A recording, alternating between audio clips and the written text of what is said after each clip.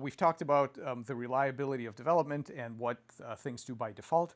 We've talked about various ways to hack, communicate with, and reprogram the collective intelligence of cells so they can build other variants on the form. But where do these goals actually come from? So when we called up a second head here, the second head looks just like the first head. Where are these patterns really? If it's not in the DNA, what's the space of possible patterns? What else can we do? And by the way, I didn't show you, but we can actually turn this into turn these worms into heads of other species, about 100 to 150 million years distance. So triangular worms become round, become flat. You can make the hardware go to other regions of that space that normally belong to other species. But okay, those are all evolutionarily defined forms. Is that it? Is that where the forms come from? They're basically selected for, and then there's a finite set of forms that can be implemented by the hardware.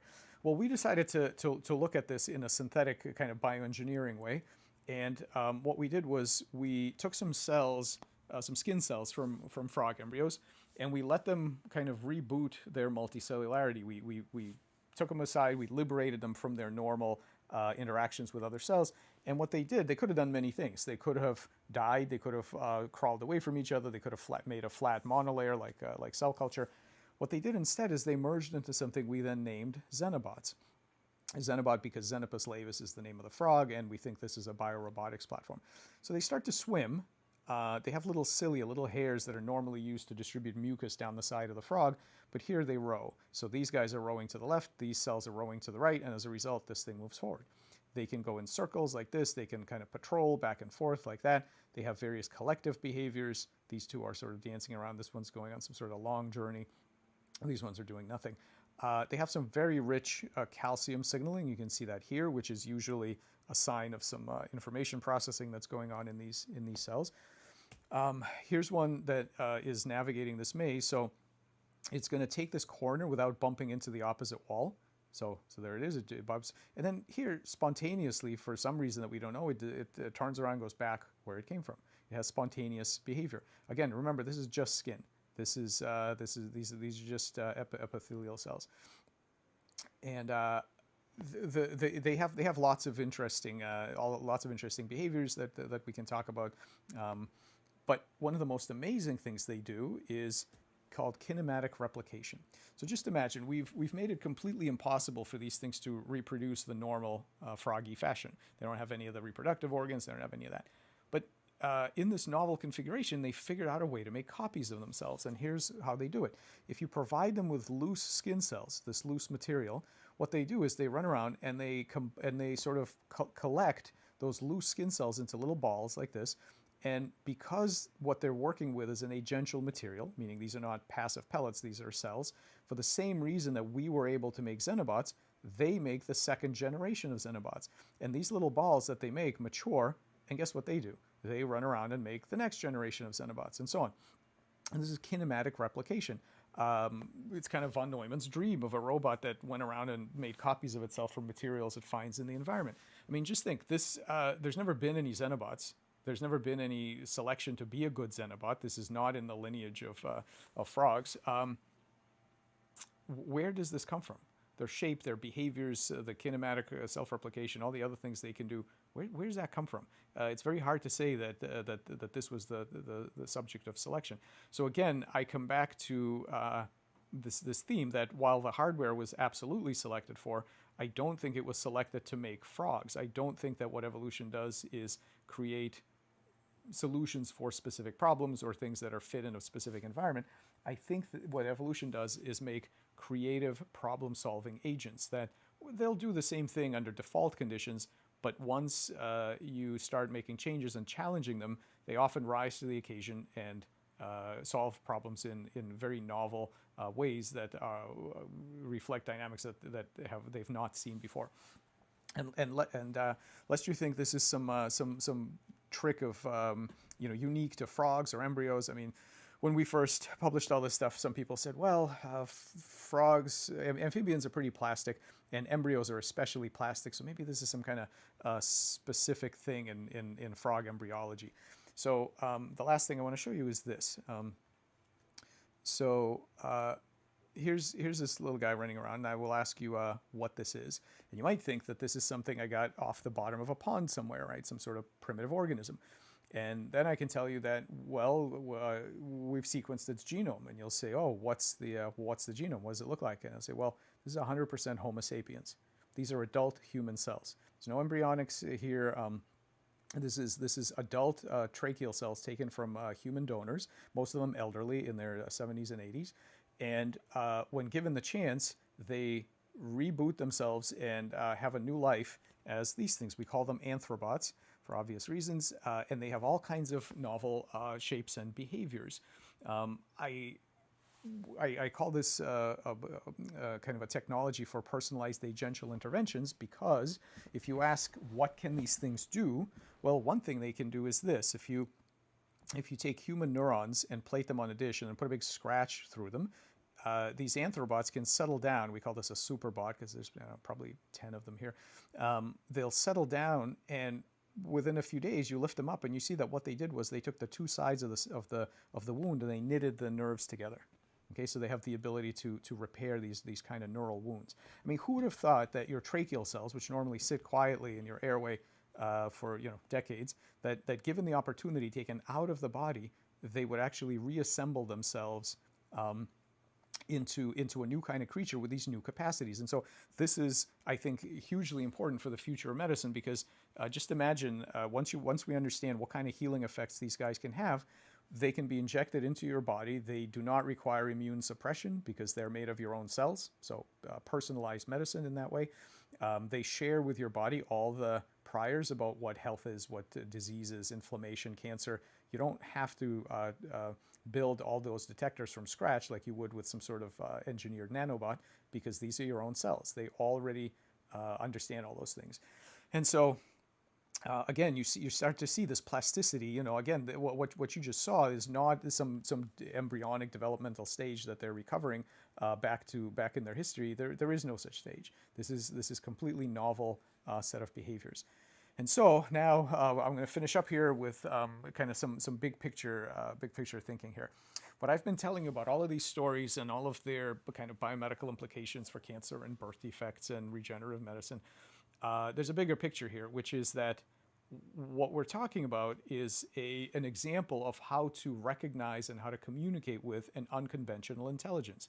It is not just philosophy that thinking about groups of cells as decision-making, memory-having, goal-directed beings has led us to lots of discoveries that were not made by the standard paradigm, which sees them as simple machines. So my point is that along this spectrum, I call this the spectrum of persuadability, because it's all about what kind of tools you're going to use to communicate and control these various systems, right? So here it's hardware rewiring and maybe some control theory and cybernetics for things like thermostats, and then here maybe behavioral science and training and things like that, and then here you have some sort of rich relationship with cogent reasoning and so on. The idea is that we can't just have philosophical feelings about where things fit on this continuum. Most people assume that cells are somewhere down here, that they're basically simple machines and need to be treated that way. And that leaves a lot on the table, because we're doing all kinds of interesting things with cell training and really taking advantage of the problem-solving competencies of these things. And so we have to do experiments. And so that brings us back to the issue of AI, because it isn't. The question of AI isn't about today's language models. Today it's pretty easy to say, well, GPT-4 isn't really like a human mind and so on. No, it isn't, and it doesn't matter for two reasons. First, because there are many interesting minds that are not human minds, and some of them are quite alien. And second, because the whole point is that you can't just assume these things. You have to do experiments. You have to ask yourself, do I know where intelligence comes from? Why do simple things, and we've studied some very simple things that have amazing, unexpected, emergent, intelligent behaviors. Do we know where that comes from and how to recognize them? And I'll tell you that at this moment we don't. So this is the science of diverse intelligence. And we need to be extremely careful, and I think this is where the ethics comes in. We need to be extremely careful about not denying moral worth and various kinds of ethical protections to beings because they don't look like us. You know, humans have a very long history of trying to make separations between in-group and out-group based on really pretty ridiculous kind of very surfacey sorts of characteristics. And we are, in your lifetime, you are going to be confronted with all sorts of novel beings. So all of Darwin's endless forms most beautiful here on Earth are like a tiny corner of this whole space. You know, hybrids and cyborgs and all kinds of non-neurotypical humans with implants and different kinds of connections to other creatures and to other technical systems. You know, pretty much any combination of evolved material, engineered material, and software is some kind of being. Okay, there are going to be chimeras and cyborgs, and so it's not about the language models of today. It's about beings that are nowhere with you on the tree of life. You cannot decide how you're going to relate to them in the old ways, which was to, you know, you sort of knock on it, and if you hear a metallic clanging sound, you say, aha, so you were made in a factory, and you're boring, and I can take you apart, and that's what, and that's okay. Whereas if you heard like this, you know, this soft woolly thud, you would say, ah, well, you're a real being like me, and I have to treat you well, even though we're not even very good at that as humans. But the point is that those kinds of categories are going to be worthless because the space of possible bodies and minds is extending radically. And we're going to have to develop much better ethical frameworks for kind of, you know, I'm sure you've heard of symbiosis. I think what we're really talking about is a kind of synthbiosis where we have to learn how to relate to beings that are different than us. And that, you know, so we're going to have to figure out how you detect where things are on this continuum so that we find appropriate balance points between objectophilia. Objectophilia is the thing where people fall in love with bridges and, you know, they think the Eiffel Tower is you know, married to them and so on, right? So things down here, you're not going to have that deep relationship with things up here, but other people are really trapped in the other end of the continuum where they see things that are not like today's standard humans, and they say, you know, those are not real minds worthy of care and respect and so on, and that very quickly devolves to a kind of idea that's basically love only your own kind, and I think that's probably much worse than this. So we really need to, and if anybody has questions, we can talk about it. We really need to ask, you know, given all of these facts, what is a human actually? And I have a kind of a weird answer to that. And if you were going on a long journey and you wanted a companion, what is it that you actually care about? You know, when you say you don't want a Roomba, that's not enough. But what do you actually care about? It's not the DNA. I don't think anybody has any allegiance to our particular human DNA or the specific set of organs. But what is it that you do want? You know, in a rich human level relationship. That's very worth thinking about. So okay, so I'm gonna stop here. If anybody's interested in this stuff, here's a bunch of papers that go into all of this in great detail.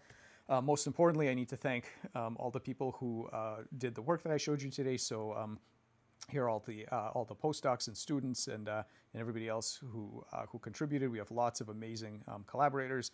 Our funding comes from all kinds of people. I have to do a disclosure here because there are 3 companies that have spun out of our lab that are supporting some of our work. So there's some business connections here. But most of all, I always thank the model system because the various animals and plants do all of the heavy lifting in teaching us about biology and about ourselves. So thank you so much. I'll take questions.